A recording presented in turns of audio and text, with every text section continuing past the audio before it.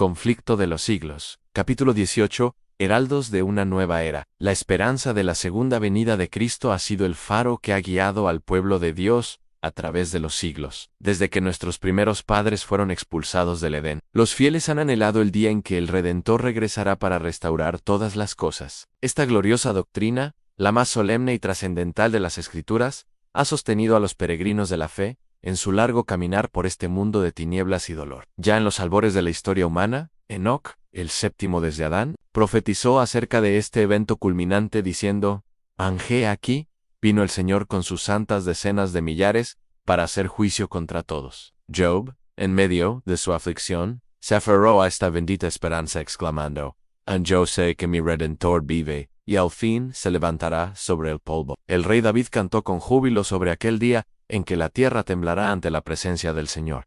En Isaías vislumbró el momento cuando se manifestará la gloria de Jehová, y toda carne juntamente la verá. Y el profeta Habacuc, como atalaya en su torre, aguardaba expectante la aparición del Libertador. Pero fue Cristo mismo quien selló esta promesa con sus propias palabras. En la noche antes de su crucifixión, consoló a sus discípulos afligidos, diciéndoles: «En la casa de mi Padre muchas moradas hay. Voy pues a preparar lugar para vosotros. Y si me fuere y os preparare lugar, vendré otra vez, y os tomaré a mí mismo, para que donde yo estoy, vosotros también estéis». Esta promesa fue confirmada por los ángeles que, tras la ascensión del Salvador, declararon a los atónitos discípulos en este mismo Jesús, que ha sido tomado de vosotros al cielo, así vendrá como le habéis visto ir al cielo. Los apóstoles hicieron eco de esta gloriosa esperanza en sus escritos. Pablo exhortaba a los tesalonicenses a consolarse mutuamente con estas palabras. Pedro hablaba del día del Señor que vendría como ladrón en la noche. Y Juan, en su visión apocalíptica, clamaba con anhelo en amén: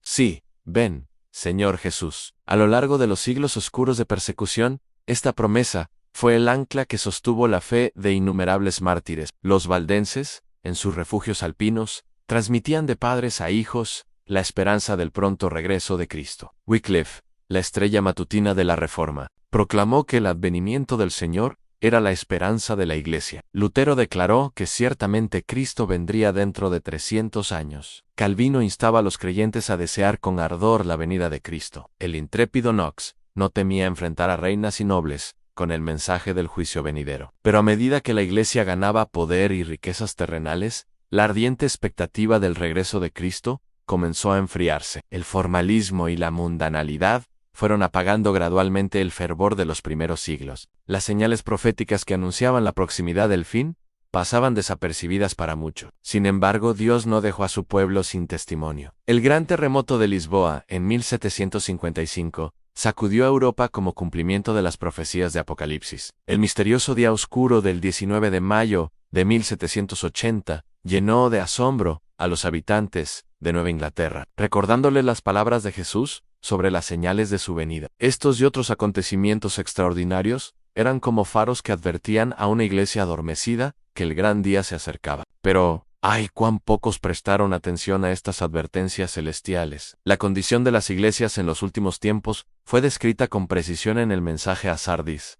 «Tienes nombre de que vives, y estás muerto». El orgullo, la comodidad y el amor al mundo habían reemplazado el celo por la causa de Dios. La doctrina del advenimiento, otrora tan preciosa, yacía olvidada bajo capas de tradiciones humanas. Fue en este tiempo de decadencia espiritual cuando Dios, fiel a su palabra, levantó heraldos para proclamar la proximidad del juicio. No fueron los eruditos teólogos, ni los líderes eclesiásticos quienes recibieron primero esta luz, como en los días del nacimiento de Cristo, cuando los pastores y los magos reconocieron las señales que los sacerdotes y rabinos ignoraban. Así ahora hombres humildes y devotos fueron los primeros en discernir los signos de los tiempos. Agricultores, artesanos y personas sencillas, estudiando las Escrituras con corazones sinceros, descubrieron verdades largo tiempo ocultas. Con temor y gozo comenzaron a compartir el mensaje del pronto regreso del Señor.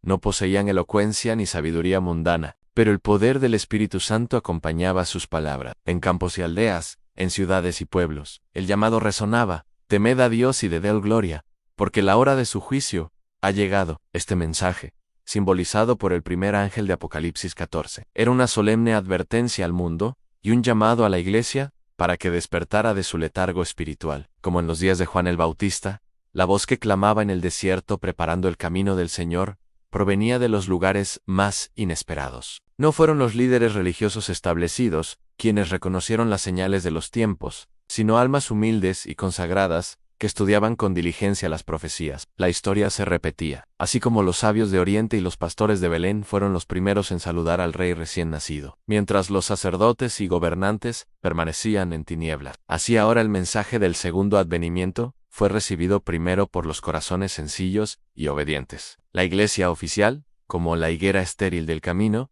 ostentaba un follaje exuberante de profesión religiosa, pero carecía del fruto del arrepentimiento y la fe viva. Sin embargo, a pesar del rechazo inicial, el mensaje continuó extendiéndose. Miles en diversos países fueron despertados de su sopor espiritual. Escudriñando las Escrituras como nunca antes, descubrieron preciosas verdades largo tiempo olvidadas. La doctrina de la justificación por la fe, el ministerio de Cristo en el santuario celestial, la perpetuidad de la ley de Dios, incluyendo el sábado del cuarto mandamiento, todo esto fue redescubierto a la luz de la proximidad del juicio. El llamado a prepararse para el regreso de Cristo implicaba una reforma en la vida y el carácter. No bastaba con una mera profesión de fe. Se requería una consagración completa a Dios y un celo ardiente por la salvación de las almas. Muchos renunciaron a ambiciones y placeres mundanos para dedicarse por entero a la obra de advertir al mundo. Se formaron grupos de oración, se distribuyeron publicaciones, se realizaron reuniones de reavivamiento. El Espíritu de Dios acompañaba estos esfuerzos con poder convincente. Pero como siempre ha ocurrido cuando Dios obra, Satanás no permaneció ocioso. La oposición no tardó en manifestarse. Ministros celosos de su autoridad denunciaron el mensaje como fanatismo peligroso. Otros, temerosos de perder su influencia y sus ingresos, se unieron a la condena. Los escépticos y burladores encontraron abundante material para sus sarcasmos en las predicciones de la venida de Cristo. No obstante, la obra avanzaba. La verdad, como grano de mostaza, aunque pequeña al principio, crecía con vigor irresistible. Cada intento de sofocarla solo servía para esparcirla más ampliamente. Los creyentes, fortalecidos por la oposición, proclamaban con mayor fervor: «He aquí que viene el esposo. Salid a recibirle». A medida que se acercaba el tiempo señalado para el cumplimiento de las profecías, la expectativa crecía. Muchos abandonaron sus ocupaciones terrenales para dedicarse por completo a la obra de advertir a otros. Los campos quedaban sin cosechar, los talleres cerrados, mientras el clama resonaba: «Preparaos para encontraros con vuestro Dios». El mensaje del juicio inminente sacudió a multitudes que nunca antes habían mostrado interés en asuntos religiosos. Pecadores endurecidos se quebrantaban en arrepentimiento. Familias divididas se reconciliaban. Enemistades antiguas eran olvidadas mientras los corazones se unían en gozosa expectación. El poder transformador del Espíritu Santo